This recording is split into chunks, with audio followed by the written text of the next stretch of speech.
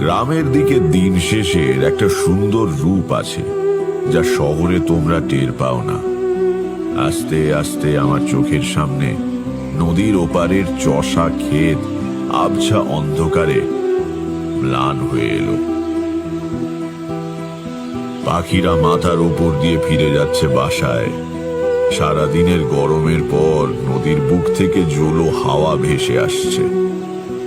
বাংলার বাতাসে বৈরাগ্য আছে, বুঝলে। কিছুক্ষণ চুপ করে খোলা হাওয়ায় বসে থাকলে মনে হতে শুরু করে, এ কার কি হবে অনর্থক উন্নতির চেষ্টা করে।